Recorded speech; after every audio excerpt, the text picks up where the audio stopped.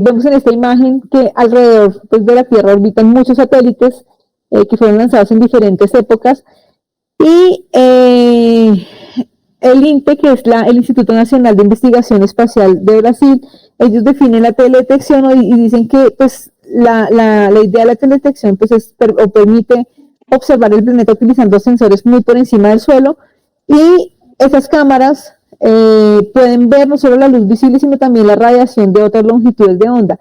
Y eso es interesante porque parte de esa tecnología lo que nos permite es ver lo que nosotros no podríamos ver al ojo, o sea, con el ojo humano, ¿no? Entonces podríamos ver infrarrojos, las microondas y otras ondas que tienen información pues, de cada objeto que está en la Tierra. Entonces, no sé si ustedes han escuchado hablar del espectro electromagnético, sí saben qué es el espectro electromagnético.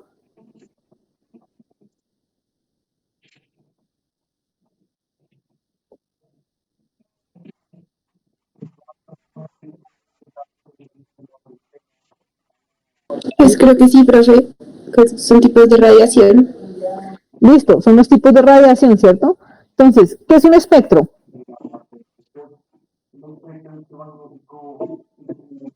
Si yo les digo, este es el espectro electromagnético, ¿cómo podríamos definir el espectro electromagnético? Como un rango. Como un rango, muy bien.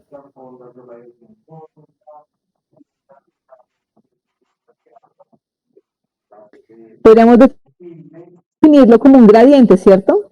Un gradiente que me está midiendo las longitudes de onda, las diferentes longitudes de onda. Entonces, en este, por ejemplo, yo tengo las longitudes de onda que van desde los 400 nanómetros hasta los 2400 nanómetros. Y si nosotros nos damos cuenta, la región del espectro electromagnético, es decir, las longitudes de onda que nosotros podemos ver con el ojo humano, es súper pequeña, o sea, yo creo que no alcanza a ser ni el 20% del espectro electromagnético total. Entonces nosotros tenemos una región visible, que es la que está aquí en esta región, y una región no visible. La región visible, digamos que, ¿cuáles serían como los colores principales que nosotros podemos ver?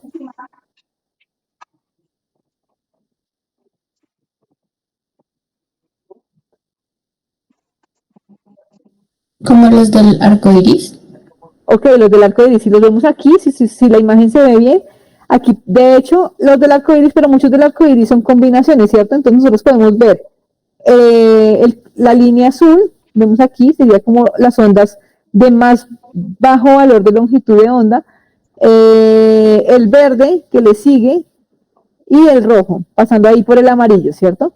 Entonces, y aquí lo que no es,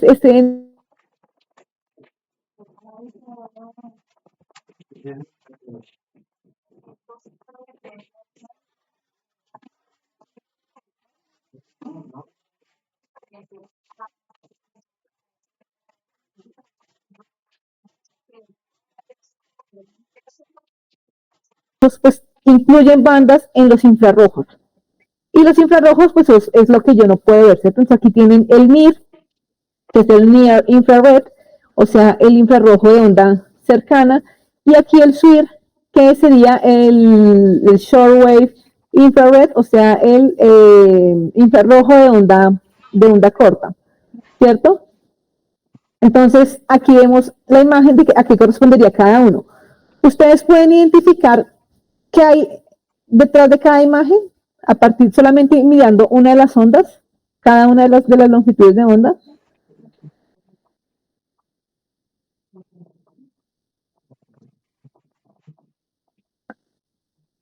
¿Cuál de las cinco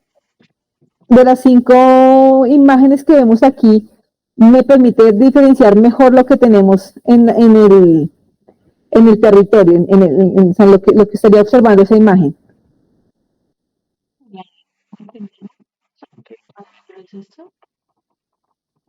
Creo que es necesario como la combinación de diferentes bandas para poder saber qué hay.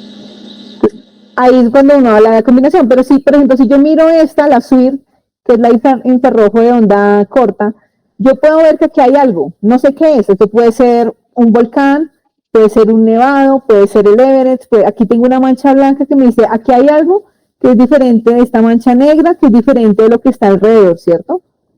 En este del MIR, si ustedes se dan cuenta, aquí se destaca otra cosa, se destaca algo que parece como en forma de redes neuronales, que parece como una red ahí, pueden ser ríos, puede ser, si yo no sé qué es, aquí ya ustedes saben que correspondería como a los bosques de galería o a tipo de vegetación boscosa, pero digamos que ahí yo sé que hay una cosa diferente, aquí mira que lo que es negro aquí aparece blanco, aquí la cicatriz que era blanca, esta mancha blanca, aquí aparece negra, y si yo miro cada uno me da una información diferente, ¿cierto? Yo estoy detectando cosas diferentes. Cuando yo, ¿cómo hago yo para hacer esa lectura, ¿cierto? Entonces, o la interpretación. Entonces, una opción simple es como si yo tuviera una fotografía. Entonces, normalmente uno llama esto de imágenes de satélite, no fotografías de satélite, pero cuando uno combina el canal azul, el verde y el rojo en los canales visibles, es decir, yo le digo, por ejemplo, a un programa de SIG, léame la banda roja en el canal rojo, léame la banda verde en el canal verde, léame la banda azul en el canal azul. Yo tengo una composición en color real, ¿cierto? Entonces ahí tengo el RGB, Red, Green, Blue, en color real, y eso más o menos sería como si yo hubiera tomado una fotografía de él. Entonces aquí tengo los colores reales donde la vegetación me aparece en verde, si tuviera ríos me aparecerían en azul o en oscurito. Aquí tengo algo que todavía no sé qué es, tengo aquí una vegetación más densa y aquí una vegetación pues que es más abierta, ¿cierto? Aquí más o menos puedo detectar algunos objetos. ¿Qué es lo interesante? ¿Qué es lo interesante de esa tecnología? Que yo puedo engañar al ojo y decirle, no, yo no quiero que usted me lea todas las bandas visibles, sino que yo quiero aprovechar la información de lo que no puedo ver. Entonces le digo, listo, entonces el infrarrojo de onda corta, léamelo en el canal rojo, el infrarrojo de onda cercana, el infrarrojo cercano, léamelo en el azul y el rojo, léamelo en el verde, perdón, y el rojo, léamelo en el azul. Es decir, yo le estoy diciendo, léame más o menos de aquí, del R hacia arriba, y no me lea las primeras dos bandas, ¿cierto? Todo eso. Y ahí lo que yo estoy generando es una composición de color falso, que lo que hace es destacarme otro tipo de aspectos de la vegetación o pues de lo que está en el suelo. Satélite no es. Si yo miro aquí en esta imagen de abajo, ¿qué sería lo rojo? ¿Ustedes qué creen que es eso rojo, esa mancha fucsia así súper fluorescente? Que tomar una. No sé. Quiero contestar, pero no sé. ¿Qué podría ser esta mancha aquí? Aquí parece nieve, ¿cierto? No la ve aquí toda blanquita y parece nieve. Pero miren que aquí aparece rojo. Algo que refleje mucho la ¿Qué podría ser esta mancha aquí? vegetación.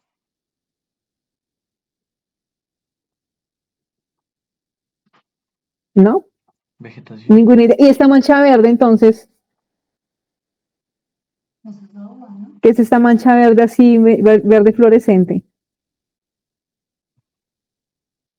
Ay, no sé. Yo digo que esto es agua y esto es de vegetación.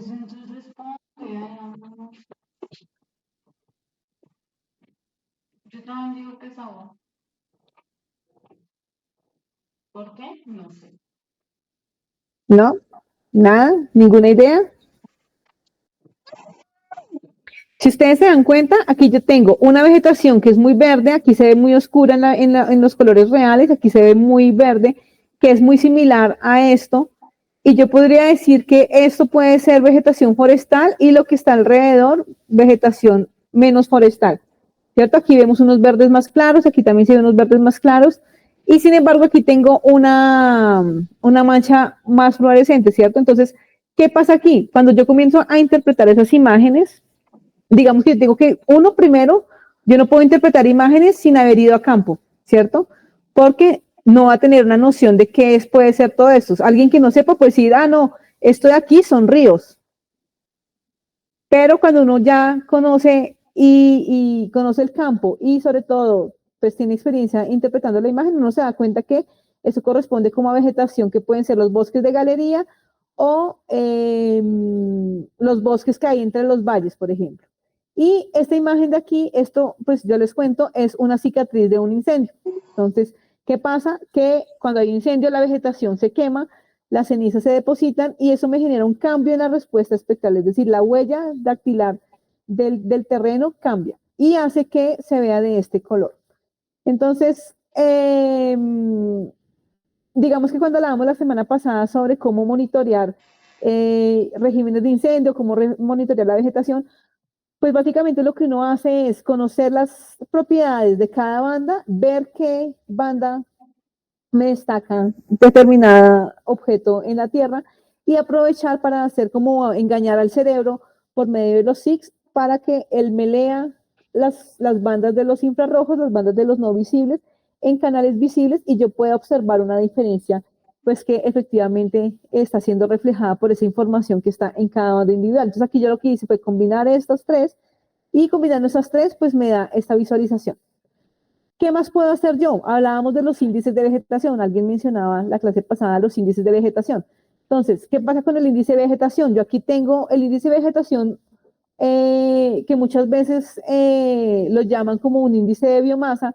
Realmente no está midiendo cuánta biomasa, uno puede indirectamente sí decir que aquí, por ejemplo, en esta verde, esto que está verde aquí abajo, tiene más biomasa que lo amarillito o lo café, pero realmente lo que me está, el indicador real de ese índice de vegetación es el nivel de verdor de la vegetación. Entonces yo tengo aquí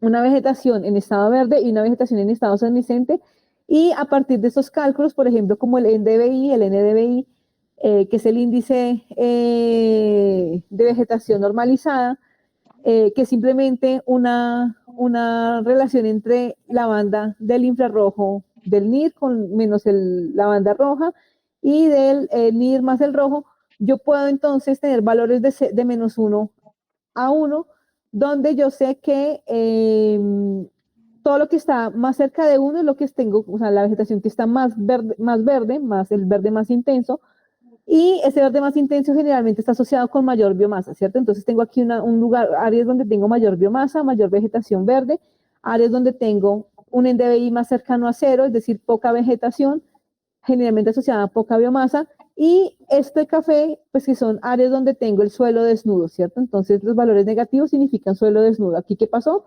Pues que la combustión del fuego lo que hizo fue que pues no hay ningún tipo de vegetación, están las cenizas seguramente ahí todavía y pues me genera esta respuesta ahí espectral. Si yo miro las aplicaciones y la evolución a lo largo del tiempo, pues me doy cuenta que si yo miro artículos o publicaciones usando teledetección, pues eso ha ido aumentando a lo largo del tiempo y esto también pues está correlacionado al tipo pues, de disponibilidad. Al comienzo pues esas imágenes muchas de esas eran pagas, poco disponibles, ahorita pues la ciencia ha evolucionado a ciencia de datos de acceso gratuito, entonces vemos que si yo quisiera actualizar esto a lo que ha pasado en los últimos 5 o 6 años, pues muy seguramente la tendencia es a que el número de publicaciones pues va aumentando a lo largo del tiempo. ¿Cómo puedo yo aplicar estos conocimientos? Entonces, por ejemplo, yo puedo monitorear la deforestación. Entonces, aquí en esta imagen tenemos en verde la vegetación forestal, en marrón la vegetación en marrón y en rojo la vegetación no forestal. Y la escala del rojo hasta el azul, pues es más o menos la fecha donde ocurrió pues esa deforestación. Y nos damos cuenta que uno puede monitorear pues muy bien en diferentes áreas y a una escala muy regional cuándo fue que hubo, o sea, cuándo aconteció, cuándo hubo esa deforestación. Entonces aquí vemos, por ejemplo, un algoritmo que detectó cambios de deforestación en los bordes de carretera y vemos cómo, digamos que han habido esos reemplazos y esas pérdidas de vegetación. Entonces, por ejemplo, aquí deforestaciones más recientes, que son las que están en azul, áreas de deforestación más antiguas, que son las que están en marrón. Y para esto, digamos que uno puede hacer ese análisis o el procesamiento de datos pues, de esas series multitemporales donde tengo diferentes satélites. Aquí Landsat, pues, como yo les decía, es una familia grande que tiene satélites, el TM, que fue el Landsat 7, funcionó más o menos hasta el 2012. No mentiras, el TM funcionó hasta el 2011, que fue el Landsat 5. Y el ETM, que es el Landsat 7, que supuestamente iba a reemplazar a este, pues, tuvo un daño en un espejo y él pues funcionó hasta el 2012, pero pues las imágenes pues como el 2003 al 2012 vienen con un error, con unos huecos que impiden que uno pueda hacer pues algunos tipos de procesamiento. Pero pues para mostrarles que uno puede monitorear en el tiempo dónde y cuándo ha habido deforestación y pues inclusive asignarle un año a cuándo ocurrió esa deforestación. ¿Todo por qué? Porque a raíz de esto, del estudio de la respuesta espectral, yo puedo saber en qué momento yo tuve esa pérdida de vegetación. ¿Sí está claro hasta ahí?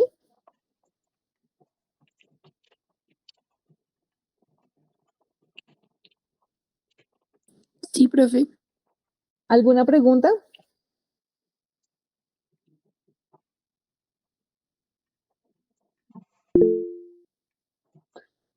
A ver, por aquí. Profe, yo tengo una pregunta. Sí, Ahorita estamos mirando, pues, digamos, cómo nace un monitoreo de deforestación, si, digamos, con todo esto de teledetección. Pero, digamos, uno puede también identificar cambios de vegetación en base a deforestación, por ejemplo, por reemplazos de otros tipos de cultivos. sí. Por ejemplo, como yo les decía, la respuesta espectral de cada objeto es diferente. Imagínate que es una huella digital. Entonces, la huella digital del bosque es una, y si yo le puse palma, la huella digital muy seguramente va a ser otra. Hay algunas limitaciones asociadas al método, por ejemplo, es muy difícil, por lo menos con estas imágenes que, digamos, estas imágenes de Landsat tienen una resolución relativamente buena, no es la mejor, porque hay imágenes que tienen resolución de 3, te pueden medir hasta 3 metros o inclusive hasta centímetros, el tamaño del píxel, pero estas tienen una resolución buena, y especialmente pues, en el tiempo, ¿no? Espacial y temporalmente es un buen compromiso. Sin embargo, tal vez, por ejemplo, si yo quisiera medir un cambio de vegetación de un pastizal natural a un pastizal, por ejemplo, con gramíneas introducidas, tal vez ese cambio, ese tipo de imágenes no te permite detectar ese cambio, pero otro tipo de imágenes que se llaman imágenes hiperespectrales, estos satélites como los más comunes y como los más populares, que son Sentinel, Landsat, son, son satélites multiespectrales. Multiespectrales, ¿por qué? Porque te permiten recoger la información de muchos canales del espectro, de múltiples canales, pero esos múltiples canales pueden ser 7, pueden ser 11 y hasta ahí. Las imágenes hiperespectrales, que son de satélites mucho más sofisticados y mucho más precisos, se pueden medir hasta 200 canales de longitud de onda, es decir, que a partir de aquí, de este espectro electromagnético, yo puedo tener 200 barritas aquí negras, donde voy a tener de cada barrita su respuesta espectral. Y yo podría entonces, por ejemplo, hay trabajos donde, por ejemplo, te miden, identifican cecropias, por ejemplo. Entonces la cecropia tiene una respuesta pues muy particular porque las hojitas son blancas, y yo podría eventualmente mapear cecropias en un bosque con ese tipo de imágenes. O podría eventualmente, por ejemplo, diferenciar un morichal del bosque de galería, que cuando uno lo mira en estas imágenes normales, por ejemplo en esta, eh, digamos que yo el año pasado estuve trabajando con unos chicos de geografía mapeando morichales en el Bichada, y cuando uno utiliza esas imágenes como más genéricas, pues te da esto, y tú sabes que el morichal está en la puntica de los bracitos de cada vegetación, pero la imagen no te permite, o sea, se confunde un poco la respuesta espectral del bosque-bosque con el del morichal. Pero con esas imágenes hiperespectrales, muy seguramente yo sí tenga la capacidad de saber pues, que un morichal es un morichal y que un bosque es bosque. Eh, Hay personas que trabajan, por ejemplo, en Brasil, los brasileños son unos duros haciendo esto. Ellos tienen un programa que se llama MapBiomas, que también existe aquí en Colombia. Ellos lanzaron MapBiomas, es un proyecto súper ambicioso para mapear usos y coberturas de la tierra prácticamente de todo el neotrópico. Ya han hecho mapbiomas el Chaco, mapbiomas Amazonia, mapbiomas Pampas, bueno, y ahorita están haciendo mapbiomas Colombia. En Brasil, que ellos ya llevan desde el 2015, o sea, una década, haciendo mapeamientos de la vegetación, ellos ya, por ejemplo, logran incluir dentro de sus clases donde hay cultivo de café, donde hay cultivo de soya, donde hay cultivo de algodón, donde hay cítricos, porque la respuesta espectral de cada tipo de esas coberturas es diferente. Entonces ya han ido mejorando y profundizando en sus algoritmos de detección para poder separar qué es una soya de qué es un pastizal, por ejemplo, que es una cosa pues aparentemente difícil, pero me imagino que ellos ya tienen estudiado exactamente la longitud de onda que hace la diferencia y simplemente direccionan el algoritmo para que te separe este tipo de coberturas. Entonces, claro, la deforestación es muy fácil de medir porque es como si fuera esto, ¿no? Como si esta mancha fuera deforestación. Tengo vegetación, ya, después ya no la tengo. Cuando tú comparas un antes y un después, tienes como un valor a cero. Es fácil de detectar. Pero cuando tienes cambios y transformaciones, también es interesante analizar hacia dónde va. Entonces, por ejemplo, áreas cultivadas. Aquí, por ejemplo, seguramente en esta imagen están evaluando la deforestación, pero muy seguramente, si uno se da cuenta, estas formas geométricas, muy geométricas, son formas pues, de deforestación de áreas que han sido para cultivo. Entonces, yo me atrevería a decir que estos son cultivos de alguna cosa, y especialmente porque los cultivos pues tienen un ciclo o sí, un patrón cíclico de arado. Entonces, por ejemplo, cuando se cultiva la caña de azúcar, pues para recogerla, prácticamente se ara todo el terreno y se recoge la caña de azúcar, entonces se remueve la vegetación y ese tipo de tendencias, de como de puntos de quiebre, uno los puede determinar. ¿Cómo los puede uno determinar? De forma visual, así como estamos haciendo acá, que simplemente es eh, mirar las respuestas espectrales y ver que hay diferentes objetos dentro de esta imagen o diferentes facciones dentro de esta imagen. O uno lo puede hacer automáticamente, que es dejar rodar el algoritmo y decirle, entrenarlo, como por ejemplo usando técnicas de machine learning o de inteligencia artificial, pues entrenar algoritmos para decirle siempre que me cambie de tal longitud de onda a tal longitud de onda, es porque hubo deforestación. Cuando pasó de tal a tal, es porque hubo reemplazo, por ejemplo, una plantación de eucaliptos o una plantación. Entonces ya comienzo a automatizar el proceso, de manera que yo puedo pues evaluar 50 años de imágenes para un departamento pues en relativamente poco tiempo. ¿Sí respondí la respuesta a la pregunta? Sí, profe, gracias. ¿Tienen alguna otra pregunta? 7 personas de 30 y... Sí, profe. Sí. Por ejemplo, si uno tiene las imágenes y no, digamos, no hay posibilidad de ir a campo, ¿existe como algún catálogo que nos indique, digamos, que tales índices sea tal tipo de cobertura o es obligatorio el trabajo en campo? Digamos que el trabajo a campo es útil para la validación, ¿cierto? La validación es, pues, creer lo que dice la imagen. Y también, pues, para que uno interprete bien lo que está viendo, ¿sí? Por ejemplo, a ver, que te puedo dar un ejemplo de la vida real.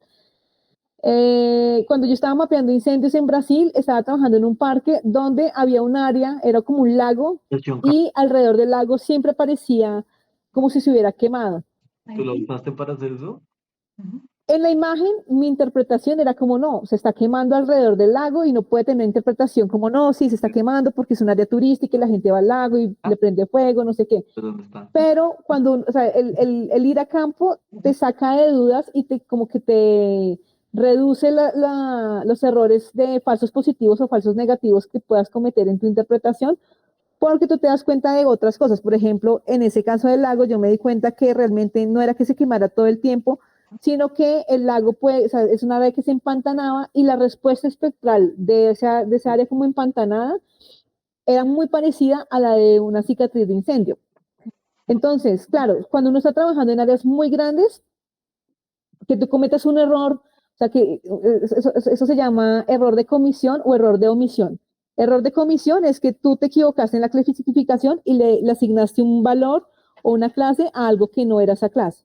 Y el de omisión, que dejaste de clasificar algo que sí era una clase y lo dejaste de clasificar como esa clase. Es decir, por ejemplo, yo clasifiqué error de comisión, que yo le puse cicatriz de incendio a una área empantanada. Eso es un error, estoy cometiendo un error. Y error de omisión es que yo cogí una cicatriz de incendio y le puse que era área empantanada cuando realmente sí era una cicatriz de incendio. Entonces tú estás omitiendo una clasificación correcta de esto.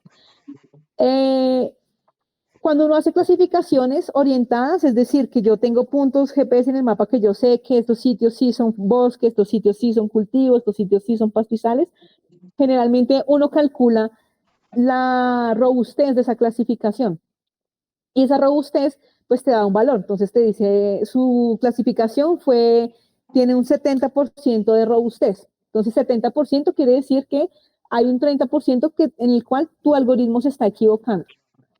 Y tú puedes diferenciarlo por clase. Entonces tú puedes decir, listo, ¿será que de mi clase bosque o sea, la estoy clasificando bien? Entonces ahí te dan un error tú le calculas el error de comisión y el error de omisión. Y ahí te va a decir, listo, entonces tal vez tu clase de bosque es una clase que está muy bien definida y tu robustez es del 90%. Pero la clase cultivo tiene una robustez del 75%, es decir, en esa clase de cultivo tú estás cometiendo mayor error. Entonces, no necesariamente tienes que ir a campo, pero tienes que tener un conocimiento para poder determinar y hacer como el cálculo general de qué tanta robustez tiene tu clasificación para saber si tú le crees a tu imagen clasificada o no, ¿cierto? Claro, cuando tú vas a campo, pues tienes mucha más noción y tú dices, por ejemplo, no, mire, esto que está aquí, que yo veo líneas, son líneas de forestación porque aquí vienen los camiones y entonces estas son como las carreteras por donde entra el camión a hacer la deforestación. Entonces, cuando tú tienes ya ese conocimiento de campo, pues puedes interpretar mucho más exactamente, con mayor precisión la imagen y saber si la imagen te está mintiendo, es decir, si hay algún artefacto visual que tú estés interpretando mal o si tú puedes confiar en tu clasificación.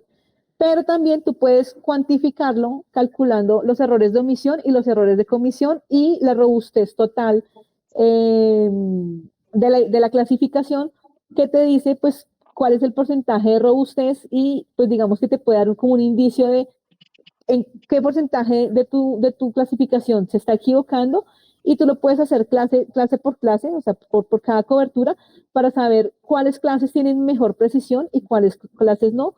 Y a partir de ahí tú tomas una decisión que puede ser o cambias tu algoritmo para intentar mejorarlo o tú dices definitivamente eso es lo mejor que yo puedo hacer, más que esto, o sea, más preciso que esto, no voy a conseguir llegar porque hay una limitación metodológica del tipo de imagen, de que hay nubes, bueno, las 10.000 limitaciones metodológicas, y tú puedes decir, listo, yo llego a una robustez del 86% y eso es lo máximo que voy a lograr y yo puedo dormir esta noche en paz conmigo misma y puedo vivir con ese error del 14% que me quedó. ¿Sí me entiendes? Sí, sí, sí, señor. Entonces, lo importante es que tú conozcas, o sea, no tienes que ir a campo, lo ideal es ir a campo, pero si tú no puedes ir a campo, por ejemplo, en esta imagen de atrás, suponiendo que yo quisiera clasificar la vegetación aquí, tú puedes decir, sobre esta imagen aquí, sobre esta mancha aquí verde, yo estoy 100% segura de que eso es bosque, pero 100% segura. Aquí, si yo pongo 3 puntos aleatorios dentro de esa mancha verde, yo tengo la fiel certeza por mi interpretación y mi conocimiento de imágenes que eso es bosque, sin tener que haber ido al bosque, ¿cierto? Entonces yo puedo decirle, listo, quiero orientar la clasificación para que esto me diferencie entre bosque, pastizal y cicatriz de incendio, y yo puedo poner aquí 3 puntos, 4 puntos, 10 puntos, donde yo tengo la absoluta certeza de que eso es bosque. Así como aquí en estas áreas como más rojitas, claritas, digo, esto es la respuesta típica de un pastizal, entonces yo tengo la fiel certeza de que esto es un pastizal, entonces pongo mis puntos para entrenar al algoritmo, para entrenar el programa a clasificarte. Y así como yo sé por experiencia que esto es una cicatriz de incendio, entonces yo tengo absoluta certeza, ¿cierto? Eso tú lo puedes hacer cuando tú tienes ya como un nivel de conocimiento de interpretación. Cuando uno no está muy seguro, pues uno es más precavido, entonces uno comienza, intenta en los primeros, o sea, generalmente pues uno intenta tomar datos en campo para validar que sí lo que tú estás viendo es efectivamente lo que estás viendo. No tiene que ser 10.000 puntos, tú puedes, dependiendo del área, escoger menos puntos de validación. Pero pues lo importante es que si tú no has ido a campo, no tienes plata para ir al campo, por lo menos hagas esa evaluación de cuál es la robustez de tu clasificación para saber pues qué tan próximo, qué tan cercano es la realidad. En el caso de los morichales, por ejemplo, que yo les contaba con el chico de geografía que estuvimos trabajando, digamos que no nos dio tan alta la robustez, pero por el tipo de metodología, por el tipo de imágenes que teníamos, nosotros sabíamos que más que eso no podíamos llegar. Entonces es como, bueno, nos dio una robustez del 76%, no es la mejor, pero tampoco es mala, mala hubiera sido menos del 50%, y pues digamos que debido a las limitaciones metodológicas, pues hay que vivir con esto, ¿no? Uno puede ser perfeccionista y tener toques de perfeccionismo, pero llega un punto donde uno tiene que decir, no, yo puedo seguir gastándole horas y tiempo a procesar esta imagen y no va a mejorar mi resultado. Entonces ya es como el momento de parar y decir, listo, yo asumo mi error o asumo el error del método y puedo vivir con este error. Esta noche no tendré pesadillas ni tendré traumas porque no logré un nivel, pero eso hay que medirlo cuantitativamente, ¿cierto? ¿Sí quedó claro? Sí, profe, yo tenía otra pregunta en base como al ejemplo de los alrededores de la laguna, como que no eran incendios, sino zonas de pantano. ¿Qué ocurre, digamos, cuando en un ecosistema la dinámica natural es como que tengan temporadas de cambio, como temporada seca? ¿Cómo cambiaría eso la interpretación de estos análisis Listo. pues, Entonces, esa es una pregunta súper interesante. No sé si al final tengo un ejemplo de inundaciones del Amazonas. Si no está en en esta presentación, tal vez está en otra que tengo de otra materia. Pero eh, digamos que o sea, cuando tú estás estudiando ecosistemas, tú conoces la dinámica, ¿cierto? Entonces tú sabes que hay un periodo de lluvias, un periodo seco. Lo ideal es que tú tomes muestras en los dos periodos para ver las diferencias, por dos razones. Una, porque tú puedes tener dinámicas asociadas, por ejemplo, a inundaciones, patrones de inundación, como por ejemplo en los bosques de Barcia, que en época de lluvia se inunda y en época seca, pues el nivel del agua baja y tú puedes tener un desnivel de hasta 1,5 metros de agua en el bosque y tú puedes monitorear eso hasta dónde va el agua, hasta digamos que qué tanto se inunda el bosque hacia adentro y qué tanto se recoge el espejo de agua en los bosques de Barcia, pero también tienes diferencias fenológicas, como lo que vemos aquí.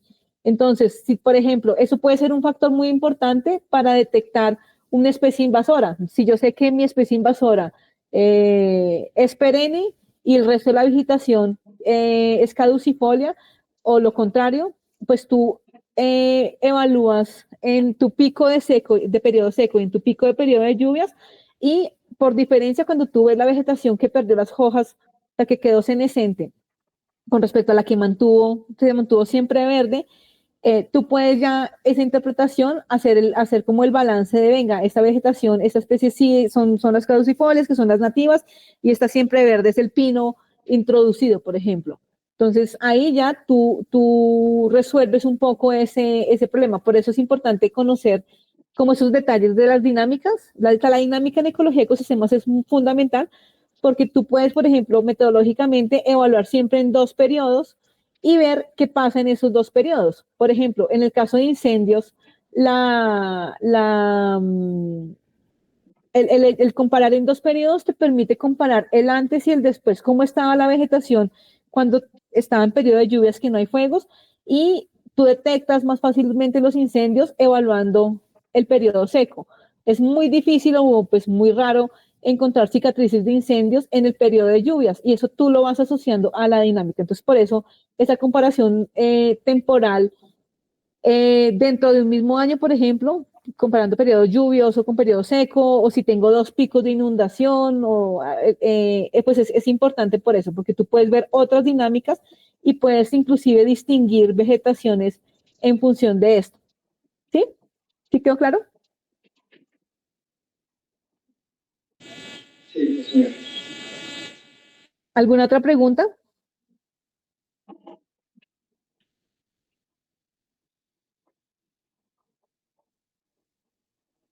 ¿no?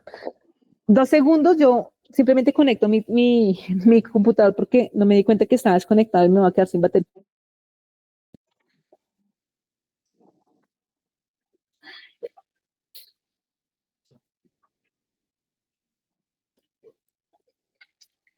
Listos. Entonces, íbamos hablando de deforestación. Entonces, existen muchos programas que miden la deforestación. En Colombia, pues el IDEAM tiene sus métodos. A mí me gusta mostrar mucho datos de Brasil porque es que los brasileños tienen un instituto que es como la NASA, pero nivel Sudamérica, que es el INPE, y ellos pues tienen muchos programas para medir deforestación, especialmente de la cuenca amazónica. Entonces, si ustedes miran la cuenca amazónica, por aquí pasa el río Amazonas, y digamos que además de que los brasileños tienen sus propios satélites, este satélite Sivers es un satélite que fue producido en Brasil. Ellos también pues tienen esas métricas de monitoreo que se pueden mirar pues en plataformas online. Si ustedes miran el IDEAM, pues es como el instituto que mide esto aquí en Colombia. Creo que el único problema o limitación de los datos del IDEAM es que a veces están un poco desfasados en el tiempo, es decir, ellos están atrasados con respecto, no lo miden tan en tiempo real, pero digamos que son, pues uno puede ver en las diferentes plataformas cómo funciona.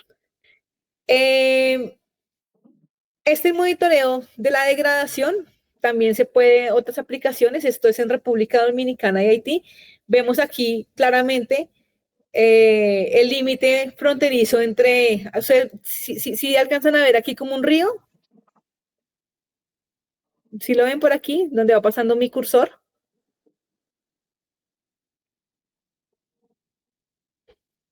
¿Sí lo ven? Sí, profe. Entonces, ese sería el límite geográfico entre Haití y República Dominicana. Y ustedes pueden ver, pues, súper conspicuo la diferencia entre República Dominicana, que está de este lado, y Haití, que está de este lado, cómo ha sido la deforestación y la degradación, más la deforestación y la degradación de ecosistemas. Entonces, a partir, por ejemplo, de estos análisis, de esa interpretación, pues uno puede ver resultados no solamente asociados a procesos, por ejemplo, de degradación forestal, sino también a políticas de manejo, desastres naturales, inclusive hasta los recursos económicos o la inversión de cada país, y uno puede asociar esos procesos pues, de degradación ambiental en los ecosistemas asociados pues como a eventos históricos, ¿no? Entonces, por ejemplo, aquí en Colombia uno puede ver cómo aumenta la deforestación, cómo ha aumentado la deforestación después del acuerdo de paz, porque hay sitios donde pues no tenían acceso antes, no había mucho acceso pues por las limitaciones de acceso por la presencia de grupos armados al margen de la ley. Y uno podría ver, por ejemplo, en el tiempo cómo esos eventos que no tienen nada que ver con el medio ambiente, con los ecosistemas, marcan procesos de degradación o de mejoría, ¿no? Entonces, por ejemplo, si salió una ley de protección forestal, entonces ver cómo algunas áreas se han venido recuperando, ahorita con el boom de la restauración, ver cómo la restauración ha ido contribuyendo en algunas regiones para mejorar los ecosistemas, etcétera. Entonces, otro factor que uno puede analizar es, por ejemplo, el crecimiento de áreas urbanas. Entonces, aquí están, no sé si ustedes conocen esas siglas, LULC, LULC.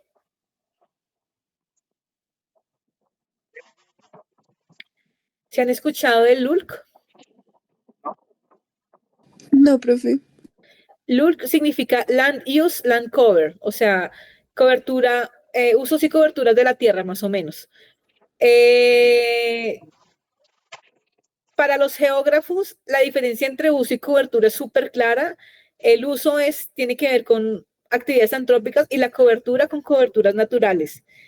Nosotros los ecólogos a veces pues tratamos indistintivamente y hablamos todo de como la cobertura de ciudad, cobertura, pero en geografía sí hacen esa diferencia entre lo que es cobertura y el uso.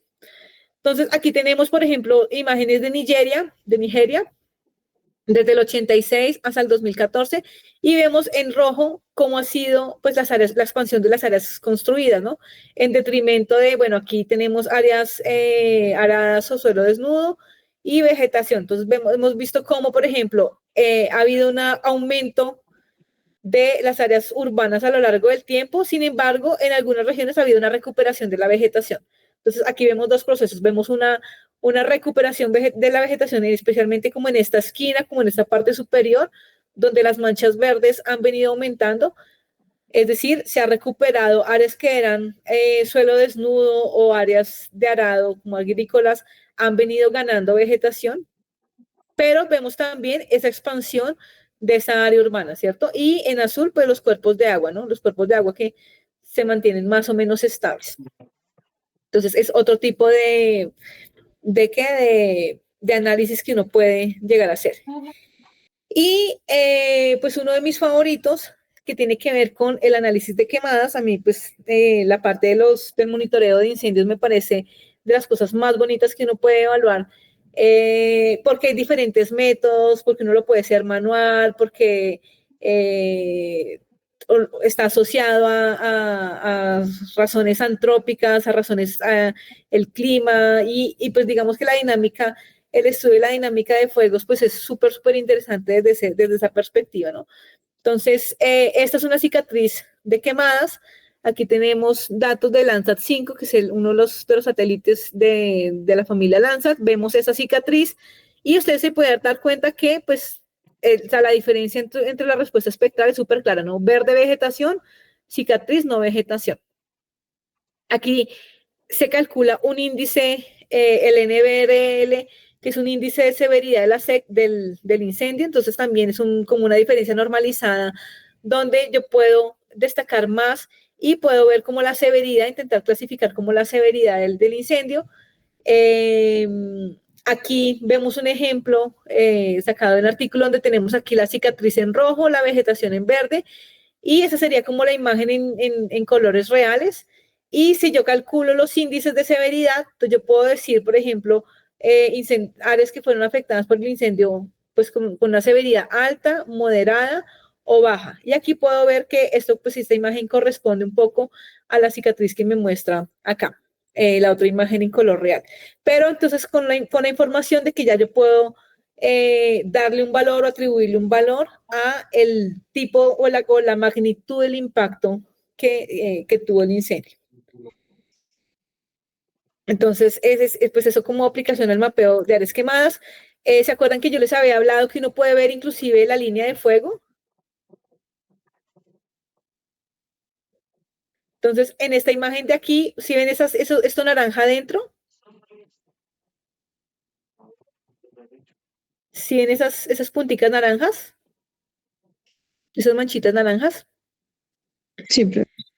pues esa es la llama. Básicamente, el satélite pasó justo en el momento en el que había estado ocurriendo el incendio, y ustedes pueden ver aquí la llama así en vivo e indirecto, en tiempo real, en el momento en el que el satélite pasó, pues capturó la llama, y entonces tenemos en negro pues la cicatriz del incendio. Aquí ya esto fue, si ustedes se dan cuenta, aquí tienen todavía vegetación verde, y aquí ya la vegetación alrededor está menos verde, es decir, avancé en el periodo seco. Muy probablemente este incendio fue antes de la mitad del periodo seco, donde todavía la vegetación no está seca alrededor, y aquí ya tengo toda la vegetación seca.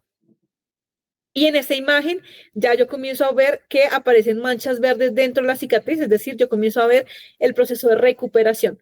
Y si yo veo la vegetación verde alrededor, pues me doy cuenta que es una vegetación que está, pues, seguramente esto es el periodo, inicios de periodo seco, el pico del periodo seco, y aquí ya es el pico de lluvias, donde ya no solamente mi vegetación volvió a reverdecer, sino que ya yo comienzo a ver como esos parches de regeneración, y yo puedo acompañar, por ejemplo, en cuánto tiempo esta cicatriz vuelve a quedar verdecita y la vegetación se recupera, ¿no? Entonces, además de monitorear y saber dónde se quemó, cuándo se quemó, a qué hora se quemó, en qué dirección iba, y bueno, y sacar 10.000 características de un único evento, también puedo medir cuánto tiempo se demora el ecosistema en recuperar y en recuperar la biomasa después de un incendio.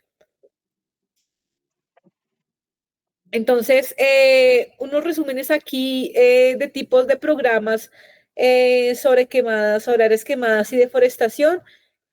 Bueno, en Brasil tenemos el Instituto Nacional de Pesquisa, que es de investigación espacial, que tiene diferentes proyectos y diferentes bases de datos. El proyecto MapBioma, si ustedes no lo conocen, yo los invito a que investiguen porque son datos súper bonitos que permiten, son datos que ellos básicamente están reconstruyendo los usos y coberturas de la tierra desde el 85, o sea, llevan 40 años de datos y cada año generalmente ellos lanzan una nueva colección donde actualizan los mapeamientos, pueden incluir nuevas clases, pueden mejorar si tienen, por ejemplo, lo que yo les contaba de errores de clasificación y los van puliendo y los van mejorando, pues en cada versión, cada colección, pues ellos actualizan y mejoran esto.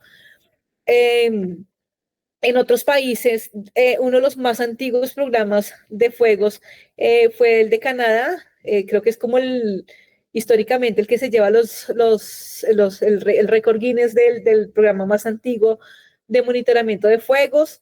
En Estados Unidos, pues está, bueno, la NASA, creo que es de la Unión Europea, en España, Portugal, los países pues, que son mediterráneos y que tienen hartos incendios, generalmente tienen sus sistemas de monitoreo.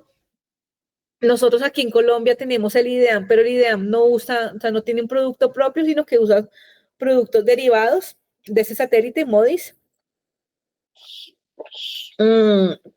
Este año salió publicado el Atlas de Fuegos de Páramo para toda Latinoamérica, o sea, para toda Sudamérica, que fue una base de datos que publicó un equipo de investigación del Rosario también. Entonces, como que van saliendo pues cosas muy puntuales. Sin embargo, pues a nosotros sí nos falta un poquito de, tal vez, inversión en educación más que en educación, en investigación, para poder tener proyectos a largo plazo. Por ejemplo, este proyecto MapBiomas es un monstruo porque ellos ya inclusive tienen MapBiomas en el sudeste asiático, tienen ya unos países con los que están haciendo convenios.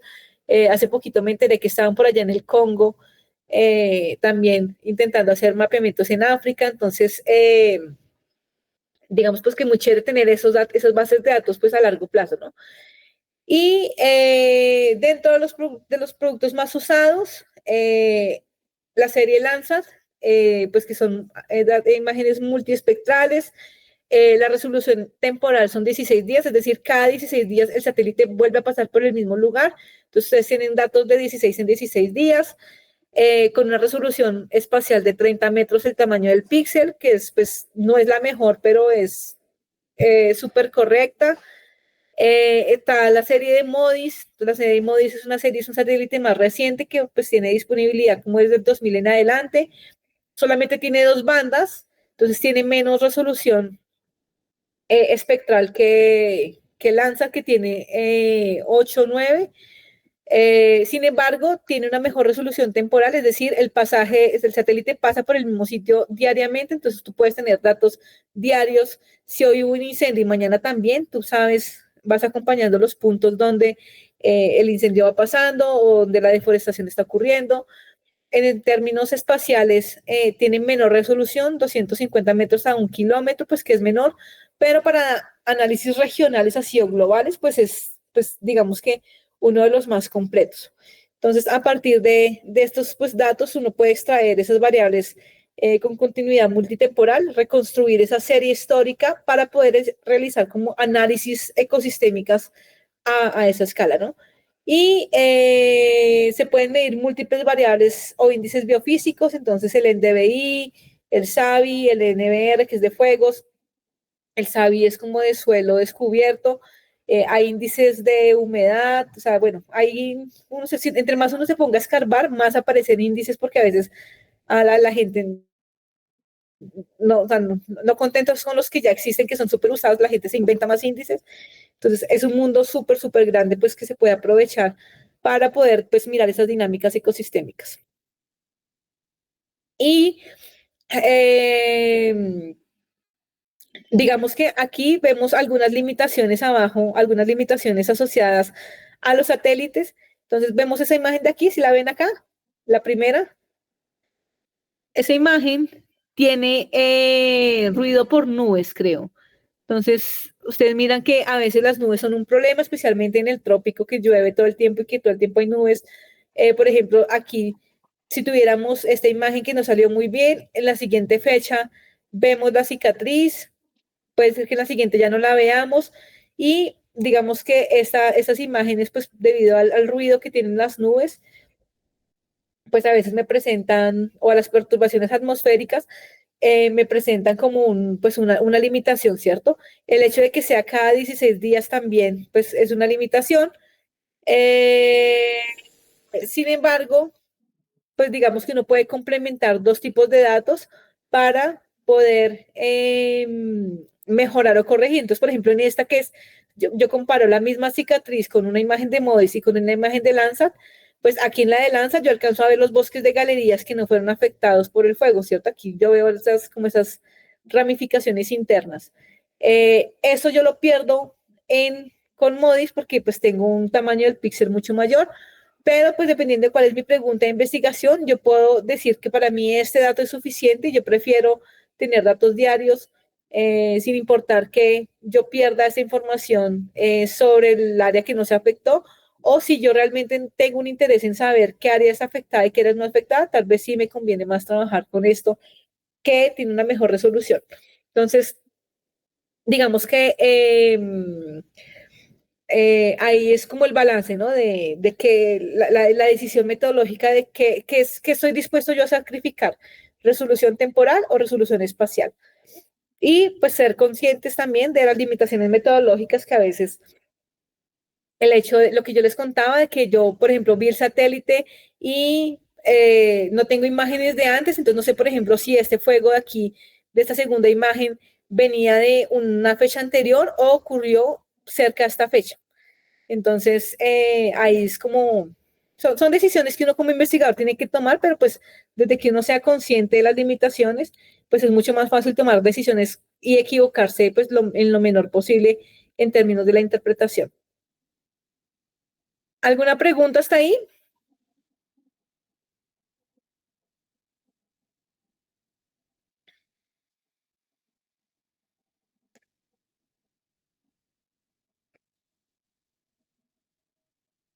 ¿No?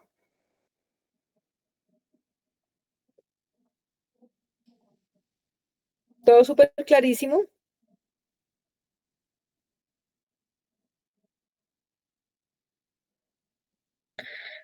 Listo, chicos. Eh, yo creo que podemos dejar hasta ahí para no saturarlos de información. No sé si tienen alguna pregunta.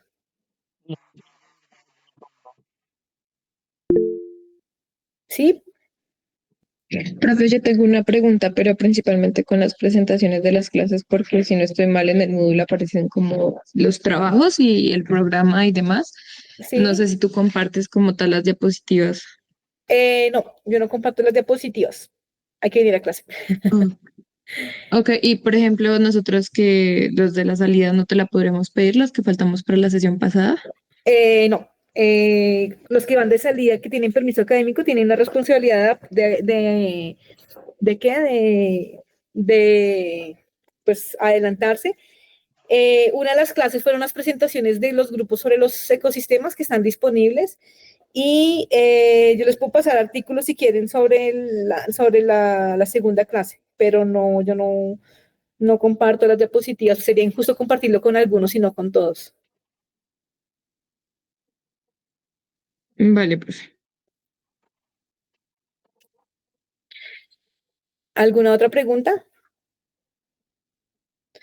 No sé si ustedes vieron, ya en el Moodle está ya toda la información creo que me faltan unos 3 grupos de los resúmenes gráficos que voy a ver si es que, no sé por qué no los tengo en el otro computador en el que uso para dictar clase en la universidad.